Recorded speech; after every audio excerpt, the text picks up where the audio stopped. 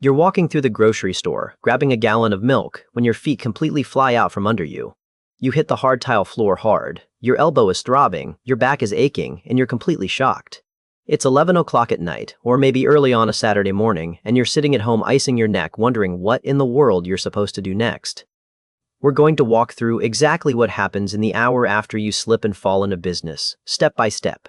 We'll look at how the law actually sees your fall and why the things you do right now matter so much later. Keep in mind, this is education about how the system generally works, not legal advice for your exact situation. Laws change depending on where you live, and you'll want to talk to a local attorney about the specific details of your state. Let's look at the timeline, starting from the exact moment you hit the ground. First, you're lying on the floor. Your instinct might be to jump right up, brush yourself off, and tell everyone you're fine because you're embarrassed. Try to fight that urge, take a breath. If you're hurt, and getting up too fast can make a physical injury much worse.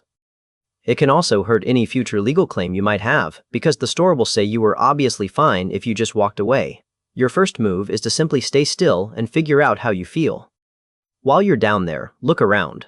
What made you fall? Was it a puddle of water, a smashed grape, a spilled bottle of cooking oil? You need to understand the hazard, which is just a legal word for a dangerous condition. Take out your phone and take pictures immediately. Take video, get shots from different angles. If you spill your own coffee and slip in it, that's your fault. But if the store created the hazard, or if the hazard was there for so long that they should have known about it, their insurance might have to pay for your medical bills. This concept is called premises liability. That just means the legal responsibility a property owner has to keep the people walking through their building reasonably safe. The law basically says the store owes you a specific duty of care. Duty of care is a legal promise to act responsibly to avoid hurting other people. If you slipped in a puddle because a freezer is actively leaking and the store manager ignored it for a week, they probably broke their duty of care. But if someone dropped a jar of pasta sauce and you slipped on it 3 seconds later, the store will argue they didn't have enough time to find it and clean it up. That's why your photos and videos from the floor are so important. They capture exactly what the scene looked like before anyone has a chance to clean it up and hide the evidence. Now you're trying to figure out what to do next.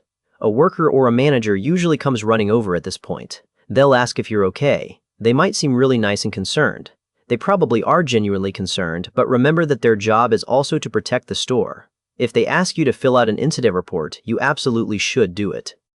An incident report is an internal company document where they write down the basic facts of what happened, like the time, the date, and who was involved.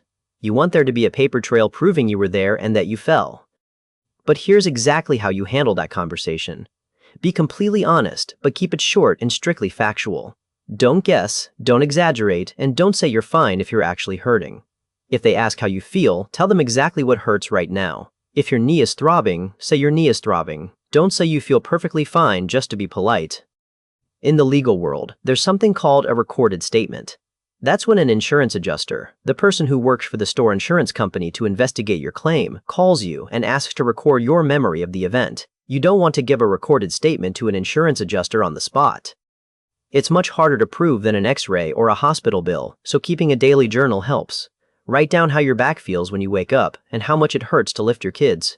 These details matter later.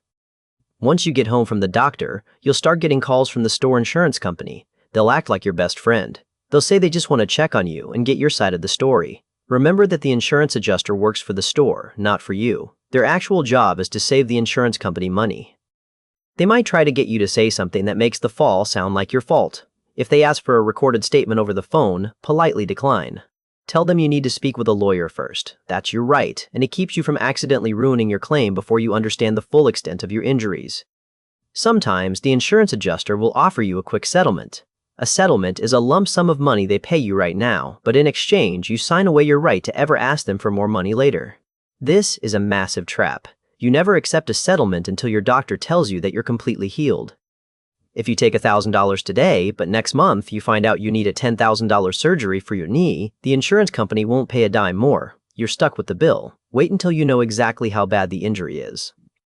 You also need to understand who is actually responsible. Sometimes the worker who mopped the floor is an employee of the store. Other times, they work for a completely different cleaning company that the store hired. This introduces something called comparative negligence.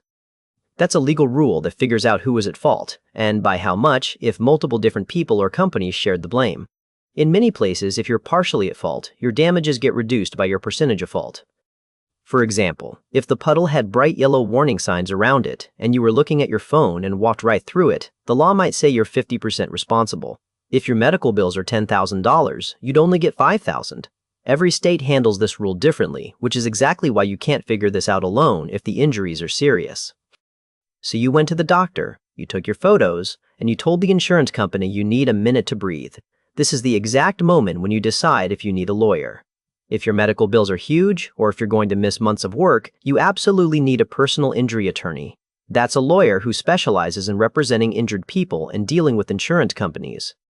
They work on something called a contingency fee. That means you don't pay them by the hour. Instead, they take a percentage of the final settlement money they win for you. If they don't win your case, you don't owe them any attorney fees. This levels the playing field, letting an everyday worker hire a fighter to go up against a massive corporate insurance company. Don't try to negotiate a massive injury claim by yourself. You don't know all the rules of evidence or the statutes of limitations. A statute of limitations is a strict legal deadline for how long you've to file a lawsuit.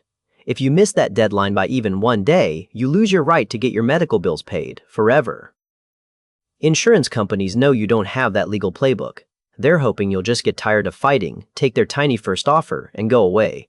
Don't let them rush you. Your priority in that first hour is to protect your body and protect the evidence. See a doctor, take your pictures, report the fall, and then keep your mouth shut until you talk to someone who has your back. A slip and fall can completely derail your life and wipe out your savings if you aren't careful. But when you know exactly how the game is played, you hold the power to make sure you're treated fairly. If you slipped and fell in a business, what was the liquid or object on the floor that took you down? Drop your story in the comments below so we can see exactly what hazards people are running into in the real world. Pass this video along to a buddy who might need a playbook if they ever find themselves limping out of a store. And make sure to subscribe to Scribble Law so you always know the rules before someone else tries to rewrite them to save themselves a buck.